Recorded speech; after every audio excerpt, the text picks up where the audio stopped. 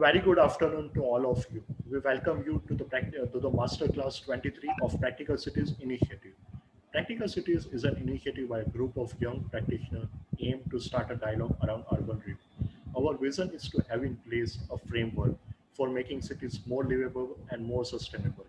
In the last masterclass on the occasion of International Women's Day, we had Ms. Aswati Dilip from ITDP who talked on women's in transportation. Today we are going to learn something different, something interesting. Today's masterclass is on capacity building. Capacity building lessons from sanitation capacity building platform at NIQA. For this, we would like to invite uh, Dipender sir and Jyoti ma'am. Welcome, sir. Welcome, ma'am. We are really looking forward to this engagement. So, starting with the introduction, Dipender sir is a senior development and WAS expert and is currently leading the team of sanitation capacity building platform at NIUA, New Delhi. He was a country head of water aid in India and has worked with various organizations such as CAT, OXFAM, SPWD, etc. He is the principal trustee of India WAS Forum, a national advocacy coalition, a member trustee of Environmental Law Research Society, and a part of Citizen Initiative on Water and Sanitation in New Delhi. He has worked closely with Ministry of Housing and Urban Development on Swachh Bharat mission and was a member of the 12th year plan working group on water and sanitation. He has extensive research and management consultancy expertise and work across the domains such as water, sanitation, hygiene, livelihood, disaster response, and urban development. And we have Jyoti ma'am. She is currently working at NIU as senior program manager with sanitation capacity building platform. Jyoti ma'am is an architect planner with over more than 10 years of experience in diverse domains such as urban development sector.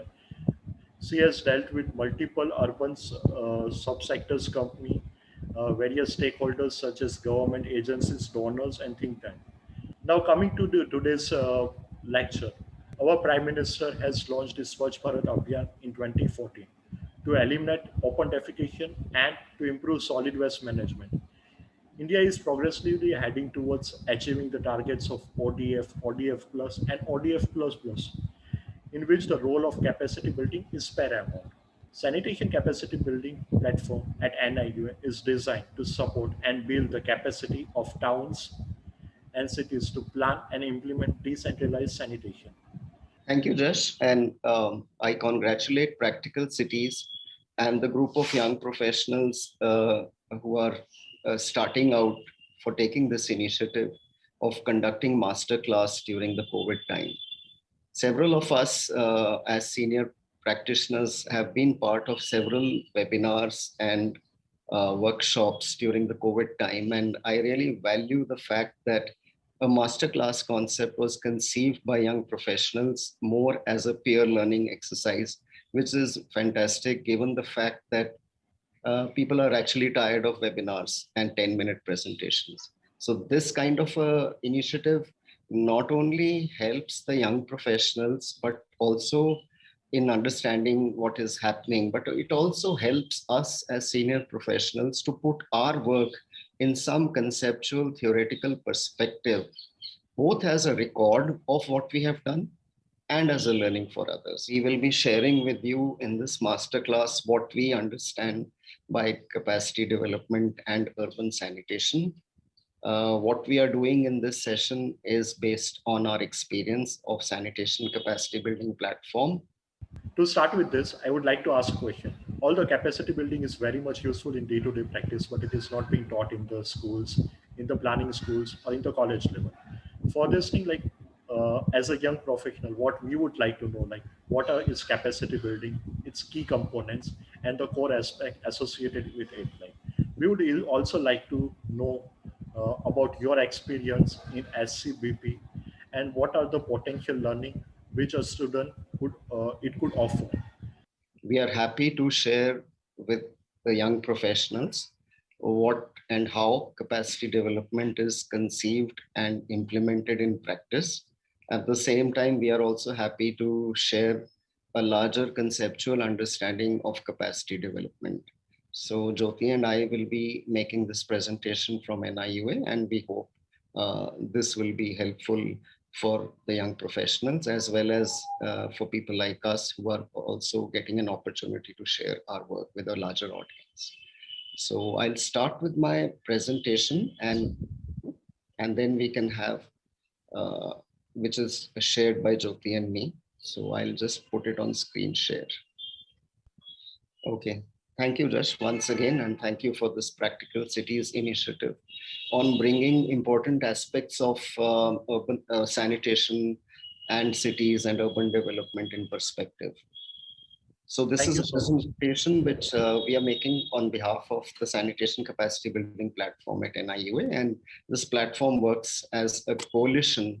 And so the presentation will be on two aspects. I will be presenting on the understanding capacity development and capacity development effectiveness, and Jyoti will present on the capacity development strategy based on our experience in SCBP. So what we are presenting on behalf of is actually on behalf of the NFSSM Alliance. And the Alliance consists of several organizations on the left side. Why I'm saying it is important to present it is not just as a formality, but the fact that any learning and capacity development endeavor is a shared outcome.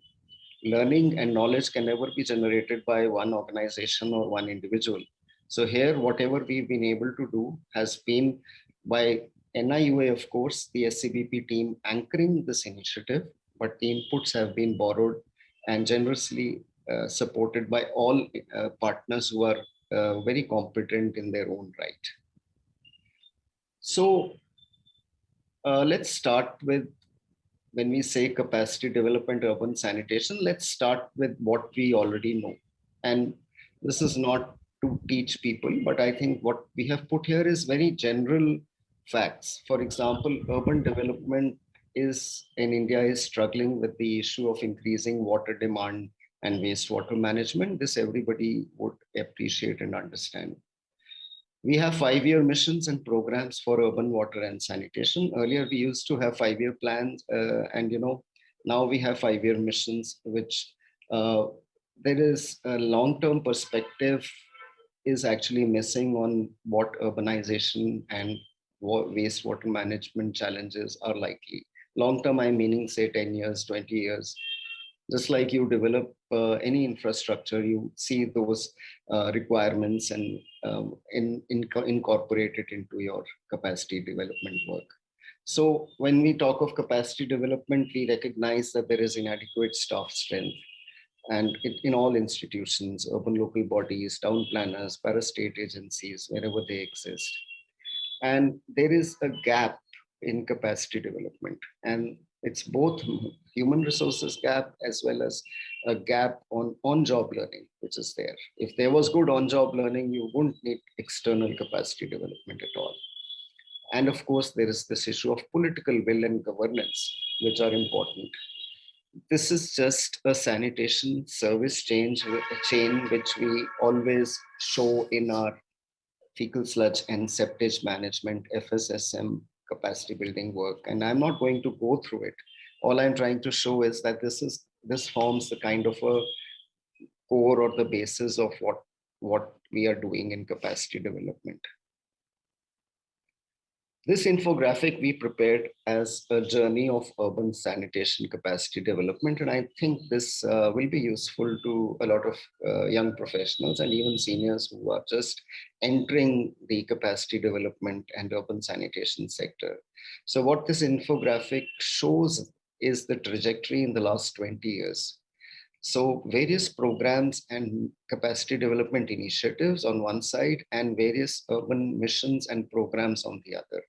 So if you see this infographic, it says there was this urban sector-wide capacity development initiatives, which started with the urban sanitation policy in 2007. And these were sector-wide initiatives, which included PEARL, which was a peer exchange and reflective learning program, capacity development for capacity building for urban development. These are big sector-wide capacity development initiatives. And then came all these missions. Then came SPM, Hriday, smart cities. Then we reached the next stage evolution part where we had program specific capacity development initiatives. So under SmartNet, under the integrated capacity building platform, there were initiatives taken which would help individual programs like Amrut and SPM to evolve.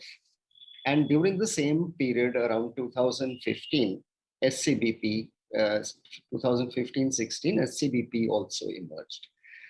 And there was the cities program, which had a 9-month maturation framework. So various city-specific development initiatives and program-specific capacity development initiatives took place.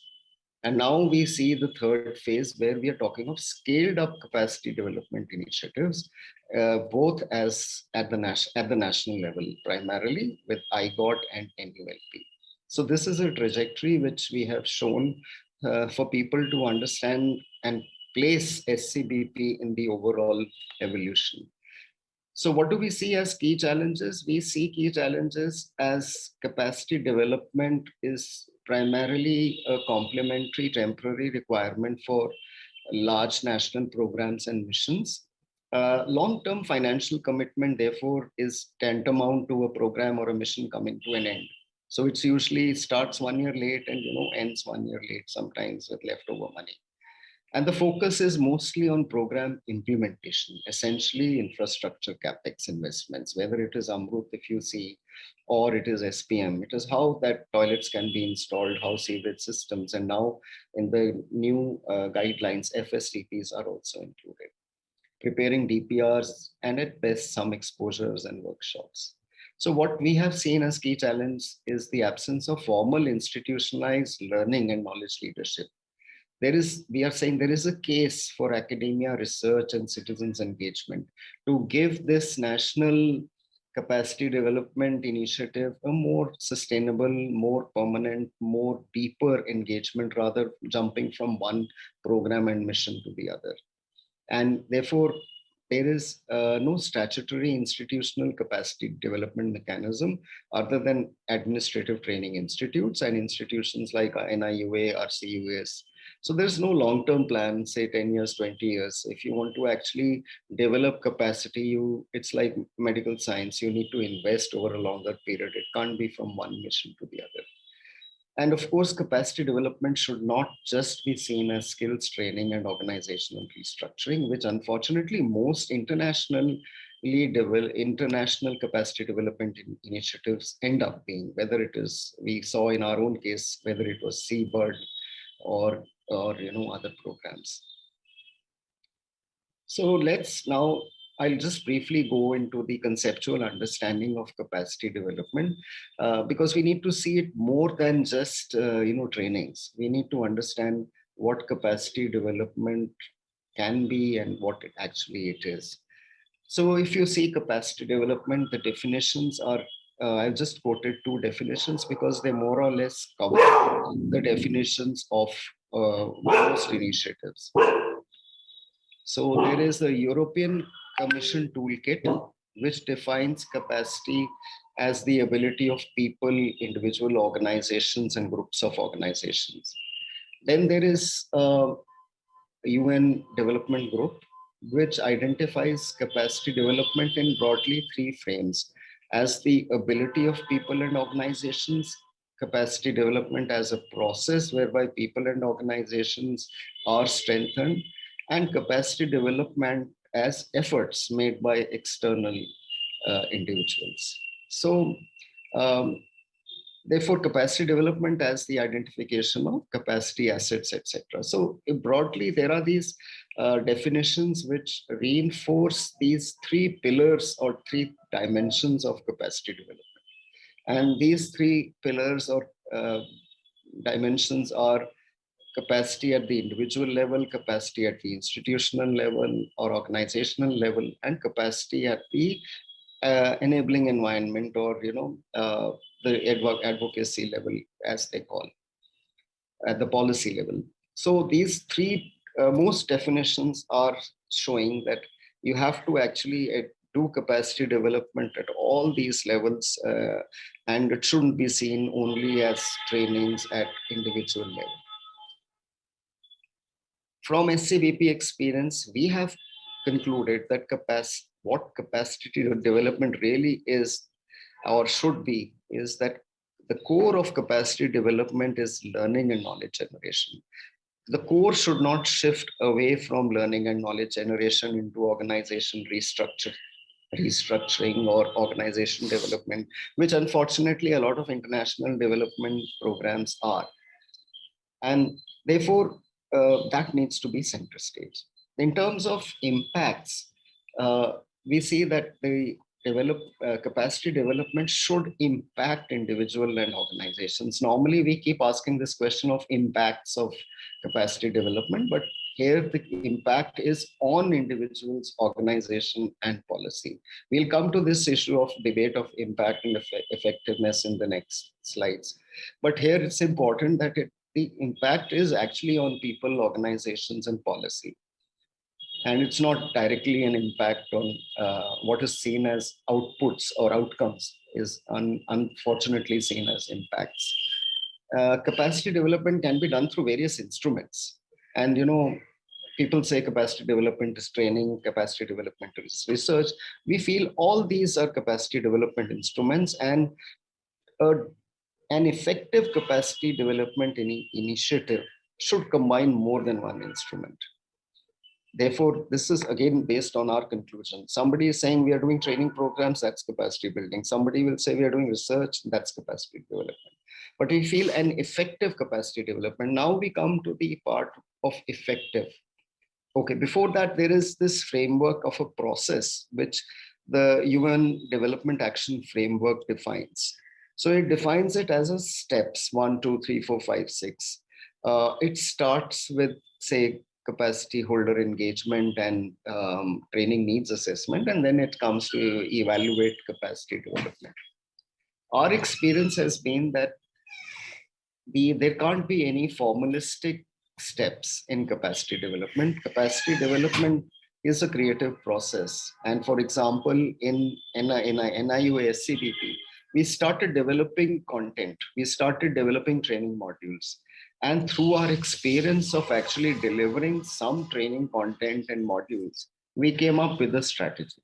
So the strategy followed practice rather than first we have, otherwise the strategy will be a very formalistic strategy. So I don't need to read the rest. All I'm trying to say is the process cannot be stepwise. It has to be organic and has to be through a trial and error, if learning is the central to your capacity development initiative. So what we have to say about effectiveness versus impacts. So we believe only an effective capacity development intervention can have outcomes and impact. And if impact is understood as infrastructure in investments and a paradigm shift in planning, because unfortunately impact is seen as that, how much change did it bring on the ground in terms of infrastructure and investment? Whereas, as I said earlier, impact is on people, on institutions, on policy, should not be seen only as impact. And what we are talking of impact is actually outcome.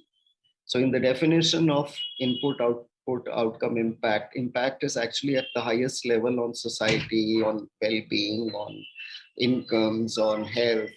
But unfortunately, in capacity development discourse, impact is seen as infrastructure outcomes. So the outcome has to be rather seen in terms of capabilities. And we often forget Amartya Sen and his whole discourse on capabilities and poverty and how capabilities are important. Unfortunately, it's not even recognized in the formal capacity development discourse. I have not seen in the capacity development courses and writes-ups, I have seen as capabilities being highlighted as your target. Infrastructure outcomes are rather dependent on several factors, including budgets. They may happen after the capacity development initiative has ended, and it depends on political will and institutions. So what is important in this masterclass, what we would like to share is that there is a need for understanding capacity development in its effectiveness framework. And that is what we have tried to present here. So what is an effective capacity development initiative? So we are not downgrading anybody's capacity development work. All we are saying is that an ambitious capacity development program, which is long-term, well-funded, should have several things to report in terms of its effectiveness. It should be able to create new knowledge and learning, and it shouldn't be a cut and paste PPT kind of training programs or some workshops stitched together. It should have original content that adds value, and it should be clear in terms of what it wants to change. It shouldn't be just an information training overload of a lot of facts which already exist. There needs to be a knowledge engagement and partnership. And I began saying about the alliance. It cannot be a one institution, one organization, one consulting company's output, that it has anchored somehow and developed content and disseminated. It can't be like that. All knowledge is co-created. Then it should have a learning strategy.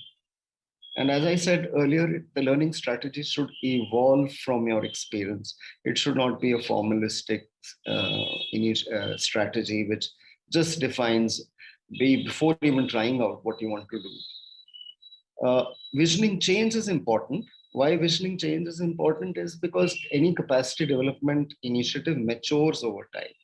It may begin with a modest initiative, then if it is able to develop further, it should have some vision change where implementing learnings of capacity development is also put in practice, because you're talking of a time frame of 5 years, 7 years. So you should be able to vision change as part of your capacity development initiative.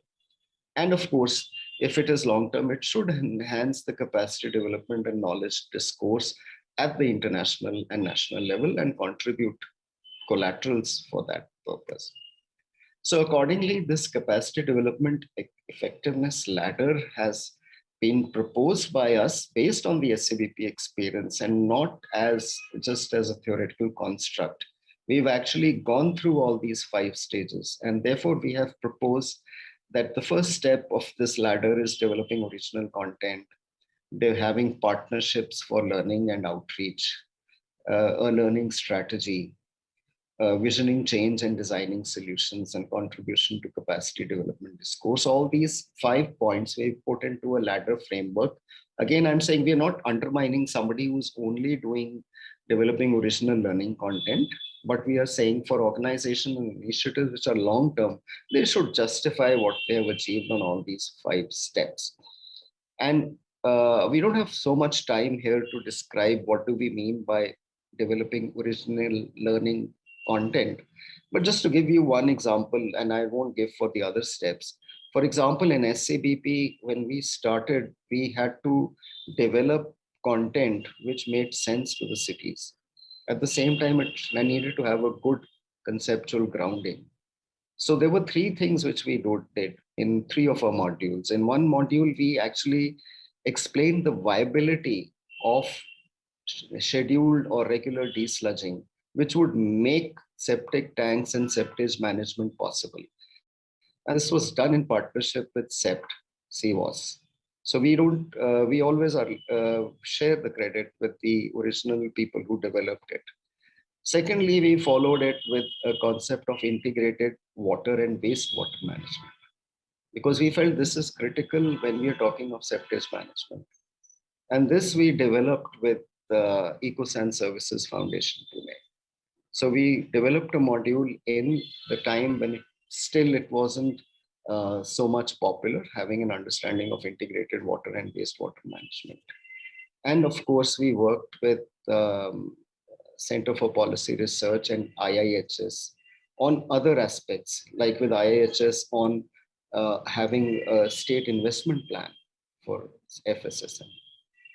And with Center for Policy Research, they came out with a toolkit of how cities can actually prepare a budget. So all these are original learning content. They were not just classroom technical, cut-paste knowledge resources from here and there.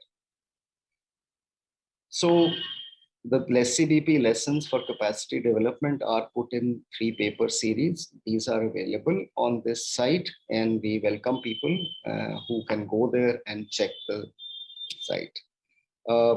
About this process of SCBP experience, I would like Jyoti, my colleague, to take over from here. All I'm just sharing is this program timeline with you all, where you can see how the capacity building platform initiative evolved over a period of time. We started with building the platform, which included various steps of capacity building needs assessment, actually engaging with UP state. Then, as I said, we felt we need to get our hands dirty and try out something before we come out with a strategy. So then we got into content development, we got into another state, and we engaged with Amrut training institutes. Then we came out with our state normative capacity building framework and SCBP portal as a knowledge hub.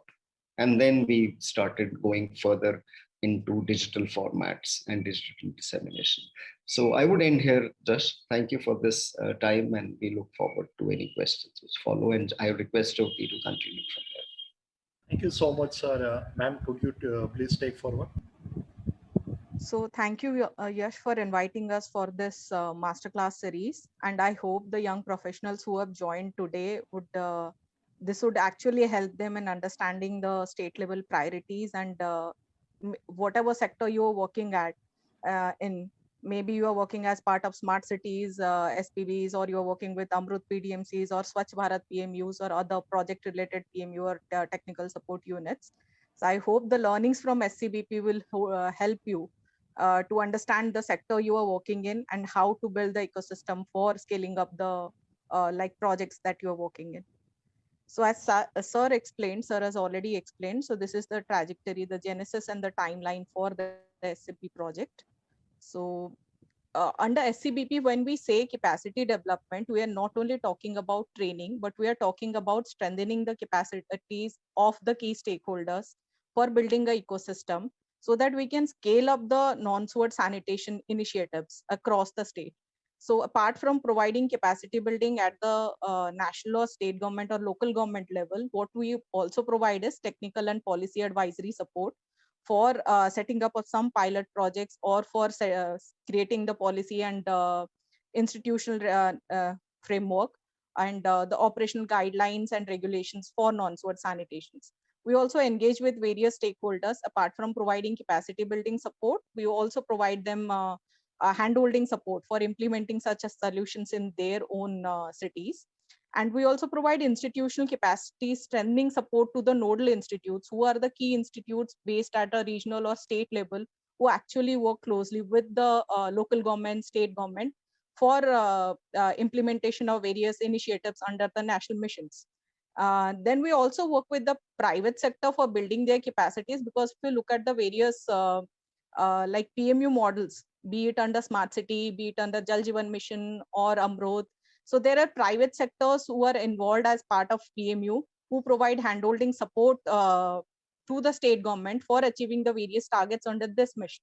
So we closely work with this private sector and provided them capacity building support to achieve the various targets regarding fecal sludge and septage management or non-sewer sanitation. So these are the various outcomes under SCBP till date. And how did we achieve these outcomes? So at SCBP, we have a hub and spoke kind of a model. So at the hub center is an IUA, which is a one-stop solution for all capacity building requirement for FSSM and non-sewer sanitation. So what kind of support we provide? We provide knowledge management support. We have the SCBP portal, which is a microsite under an IUA website, which is a one-stop solution for all knowledge required for FSSM sector, be it national level policies, tender documents, advisories, guidelines, state level guidelines and all. So everything is available at one place. Then we provide capacity building support, not only to the various national, state or local government level stakeholders, but also to the institutions and the private sector. We do research and advocacy to actually this research and advocacy work fits into our content development process. And then we do policy advisory and technical support. And also we work like at the outside, you can see the stakeholders for whom we work. We work with technical agencies, we work with regulatory bodies, urban local bodies, central government, and state government. So these are some of our key partners, like the nodal institutes or the academia partners with whom we have worked in the last 5 years. So the capacity development, the genesis of the strategy under SCBP, the next that I'm going to explain would be helpful for you to look at your sector and then how to design a capacity building strategy for your sector. So this is how we developed the strategy under SCBP for scaling up of fecal sludge and septage management or non-sewer sanitation. In 2016, when we started, as Sir mentioned, it was about getting our hands dirty, understanding the sector, understanding the stakeholder, their capacities and the capacity gaps, so that we can design the content accordingly and to which would help the state in scaling up the FSSM solutions. So 2016, we started with a capacity need assessment. Then we started doing one of a kind of a training for the various government stakeholders to understand the effectiveness of the training program that we are doing, what kind of format would work for what kind of stakeholder. Then we engaged with the national nodal training institutes because at the national level, there was a mission called integrated capacity building program, under which all the capacity building fund under various national missions were converged to conduct a training program at the national level for the various Amrut cities, also for Swachh Bharat mission and all other national missions. So we engaged with them to integrate the content that we are creating under SCBP into the national level training framework. Then we started working closely with one state, that is Rajasthan, which helped us in developing the capacity building strategy, which I'll be explaining next, the normative framework. And gradually, then we started anchoring the quality assurance and quality control work under NFSSM Alliance for content development as well as dissemination. We developed the normative framework for capacity development, which is a stepwise process for statewide scale up and who are the key target audience, how to engage with them, what kind of content would be required for strengthening the capacity of these stakeholders. Then we also started engaging with academia, because as we worked with the state government and the various private sector organizations who were providing PSU or PMU kind of a support to this state government, we understood that there is a need for people at the ground level who are working with closely with the state government. They should be having basic understanding of FSSM and non-sewer sanitation. It's not a new sector, but it's not part of the curriculum. So if you look at the civil engineering, environmental engineering, or the planning curriculum, we focus on the sewerage part. We hardly look at the non-sewer sanitation aspect, be it the technology aspect, policy aspect, or the stakeholder engagement aspect. As under SCBP, we say that FSSM is a social infrastructure project. It's not a physical kind of an infrastructure project where a consultant can come in, lay the sewage network, and then hand it over to the ULBs, and everything will work smoothly, because sewage network is connected to the household, and the sewer will flow seamlessly from the household to the STP. That doesn't work like things don't work like this in the FSSM sector, because here the community plays a key role. If the community doesn't want to empty their septic tank, the government cannot do anything about it.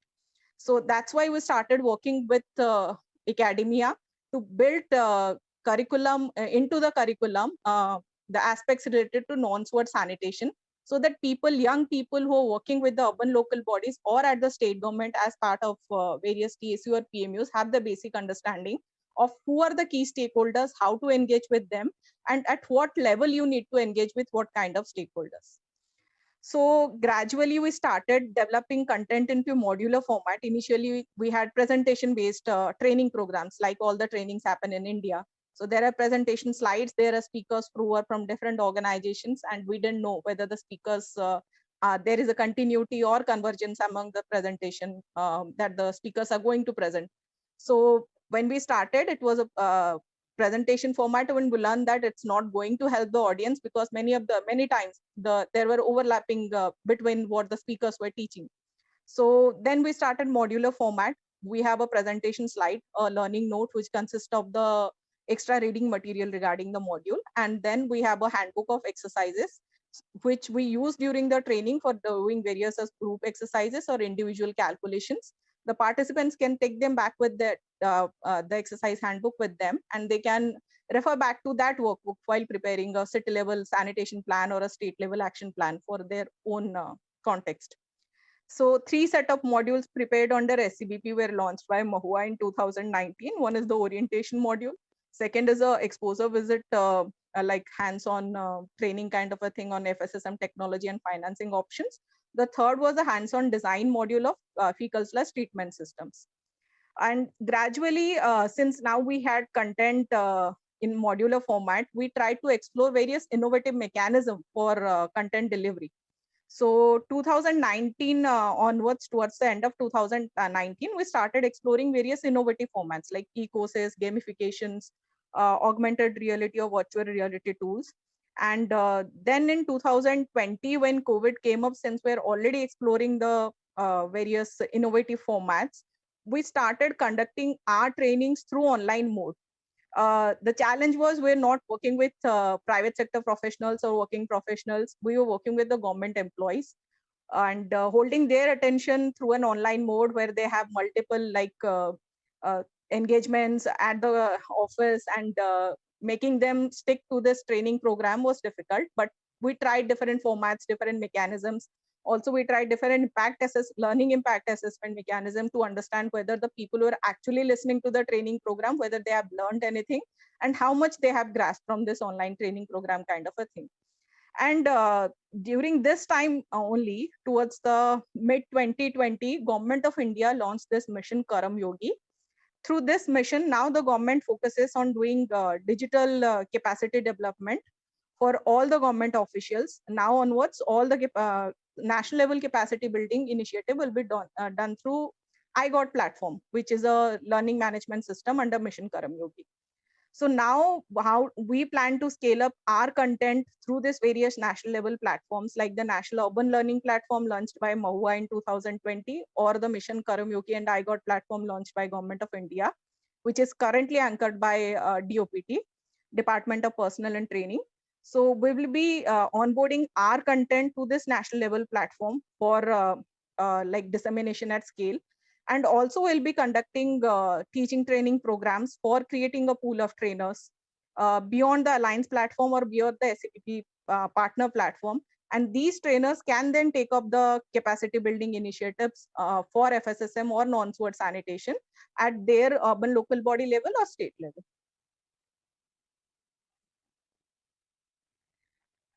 So this is the normative framework for non-SWOT sanitation or FSSM. So basically, this framework gives us a stepwise process of how to engage with the state government for scaling up non-SWOT sanitation solutions. So this kind of a framework can be developed for any of the sector, be it transport, be it solid waste management, or be it housing sector.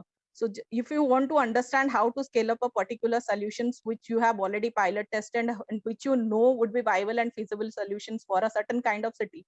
Like when we say about non-SWOT sanitation or FSSM, we say that FSSM is a solution which will work for cities like small or medium towns, which are not planning to go for sewage network in immediately they are not going to plan for sewage network. Or for bigger cities, they can go for co-treatment. So we know what kind of option would work for what kind of cities.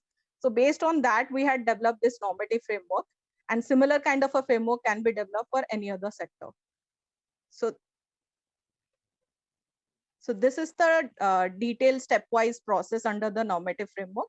First is you do a needs assessment. Second, you work at the highest level. You do advocacy at the highest level to secure the political and administrative buy-in.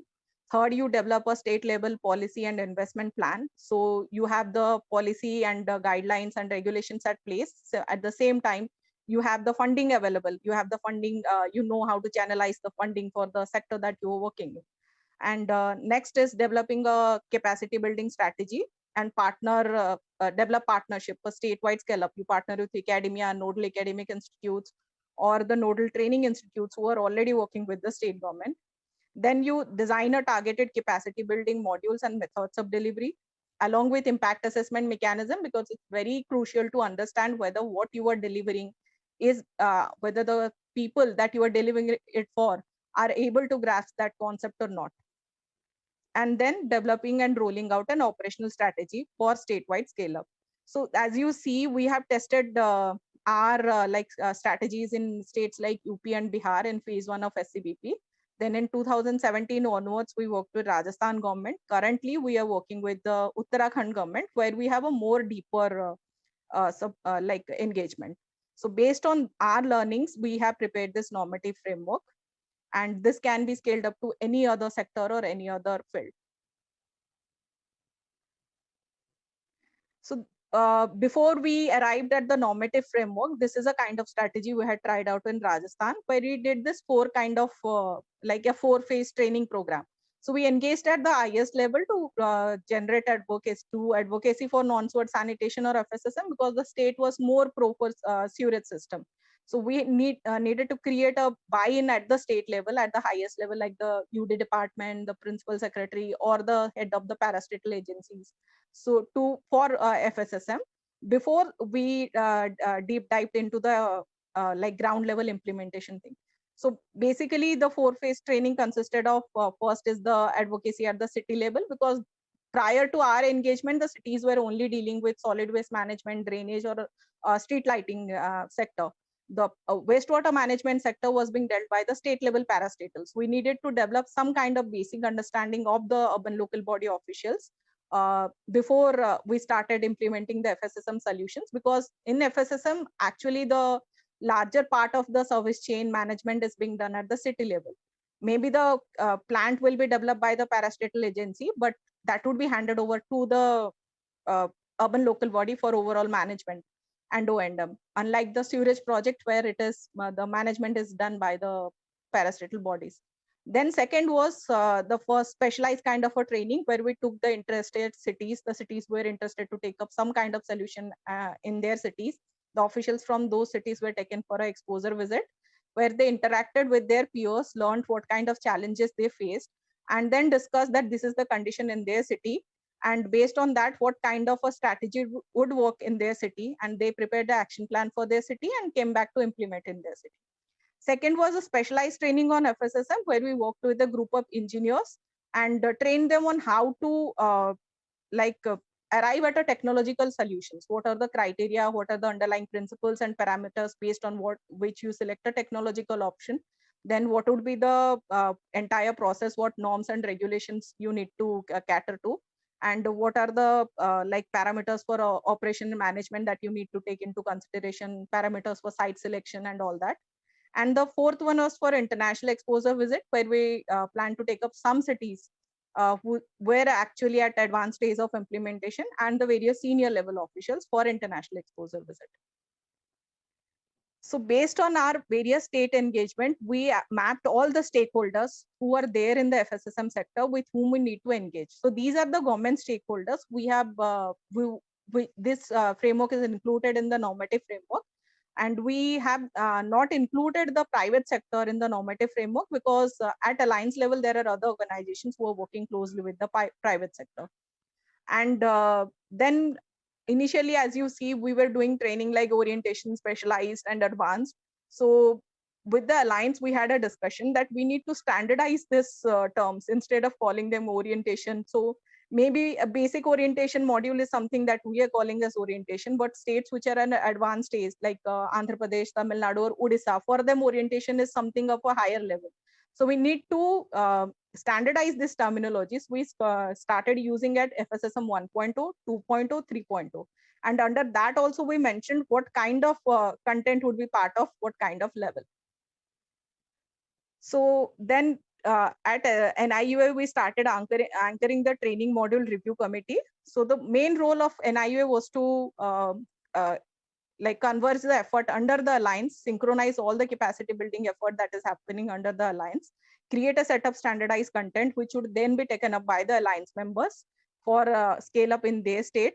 And then this would be taken up by NIUA for scale up at the national level, as we are doing through the ICPP program. And then ensure quality assurance and quality control, both in content and also the dissemination part. So these are the 3 levels of capacity building modules, and under which we have 7 set of modules, which cater to 8 set of target audience. So at 1.0 level, we have a basic orientation, which caters to the needs of the ULB official selected reps. Second, we have specialized training and exposure visit module. We have a dedicated module for technology and financing options for cities who want to go for FSSM, and another module on integrated wastewater and septage management for cities. When we worked in Rajasthan, since it's a dry state, the focus was more on using reuse of wastewater and less on fecal sludge and septage management. So for states like Rajasthan or the Ganga belt towns and states, where the focus is more on wastewater management and doing a comprehensive planning for the entire wastewater management sector, be it black water, gray water, or septage. For them also, we designed this integrated wastewater and septage management module. At the advanced level, we have 4 modules. One is planning for FSSM. So it has a part on planning at the state level, and then planning at the city level is the second part. Then technology design module, where we have a module on designing of fecal sludge treatment plans, and then another on designing of co-treatment solutions. And the fourth one is financing and contracting options for FSSM. So these are the various modules which have been developed till date under SCBP. All these are available on our portal, scbp.niua.org. So during COVID, when we started doing the capacity building through online modes, we tested out the various formats, mechanism, learning impact assessment mechanisms also. Based on that, we prepared this digital dissemination strategy. So basically the strategy consisted of our learning.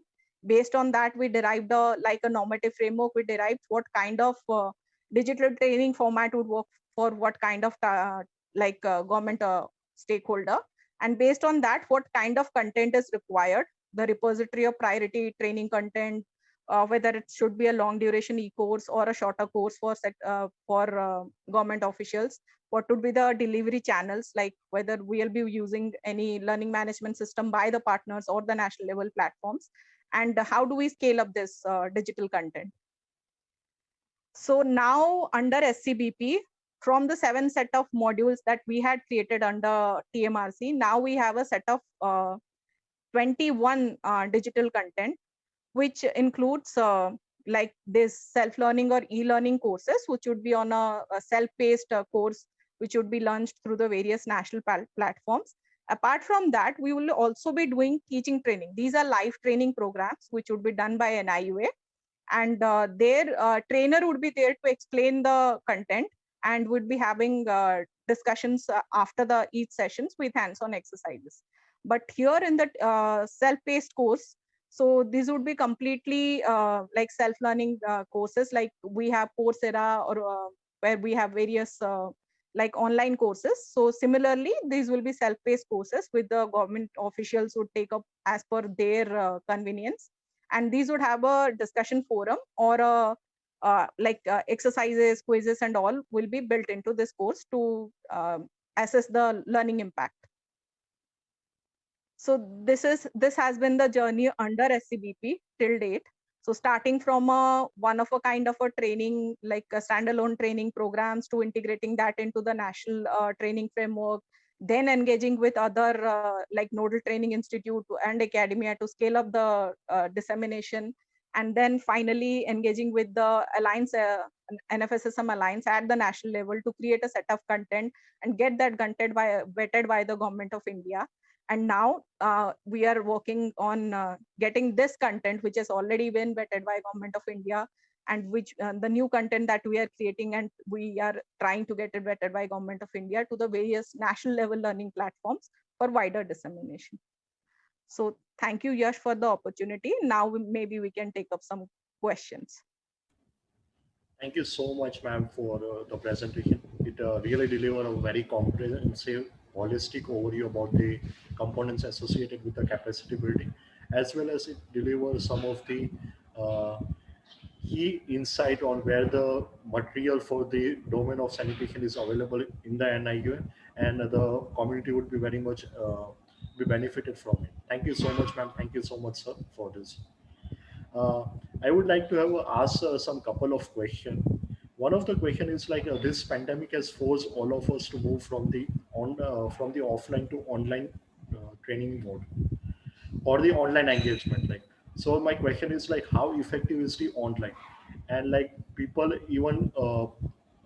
even say at times like there is a possibility that the physical mode or offline training won't be existing in the future. What is your take on it? And would the capacity building would be very effective on the online mode only? Thank you, ma'am. So to answer this question, yes, currently, if you look at the situation, so online seems to be the only option, but offline has its own advantage, because what we deliver through a exposure visit when they interact with the peers or see the sites for themselves, the various successful case studies for themselves, that has a different impact. But moving forward, if you want to achieve scale, then online is the only option. And Government of India has already realized that. That's why they have launched this Mission Karam Yogi, and now we have NULP and iGot platform. But to achieve scale, online seems viable. Also to achieve self-paced learning, because attending training programs is becomes difficult for smaller towns where there are few government officials. So generally, the higher authority doesn't nominate these officials for training program. But now it's available to all the people, and they can learn at their own pace. People who are not performing that certain set of activities can also take up this additional trainings if they want. Because currently, if you are part of the SBM project, then only you are nominated. But if I'm part of the water supply sector and I want to learn about the FSM sector, so online training is also going to help that. So people who are interested, who are proactive, can go to the online platforms and learn at their own pace. So this is the advantage of online trainings. Thank you, ma'am. Like it was very insightful. Now, my question to sir is that NIU is engaged in the capacity building since a long period of time. And so, sir, it would be very interesting to know like what are the key challenges which you encounter while dealing with the government official, and how you tackle it further over the period of time. I think the biggest challenge in undertaking capacity development for the government sector is finding their time and commitment to do this learning. So as Jyoti explained for the digital one, there too we need a commitment and time of the government officials, especially at the lower and middle and junior level. So everybody doesn't have an internet connection, and if time can be allocated where, say, shorter duration capacity development online trainings are conducted, say in the afternoon or in the morning during office hours, and if it becomes institutionalized for them to take this and take credit for attending these programs, then it works. And the other thing, which again in our SCVP program and Jyoti highlighted, you need to have a phase-wise capacity development engagement, not one-off. So if it is one-off, then the official will see it as a one-off exercise. So currently with RCUES, we have a three-phase kind of capacity development strategy for government officials, online, offline, combining both. So I think that kind of approach is required. And primarily it is top-down with the government. So in the government, you get to the highest level and then you come down. Therefore, you have to develop collaterals and training material which suits different levels of audience. It can't be one presentation which you make everywhere. Converting into vernacular, both digital as well as online, is what we are engaged with right now. It was a great learning for all the young professionals like me who are willing to work in this sector. Thank you so much, sir. Thank you so much, ma'am. Thank you. Thank you.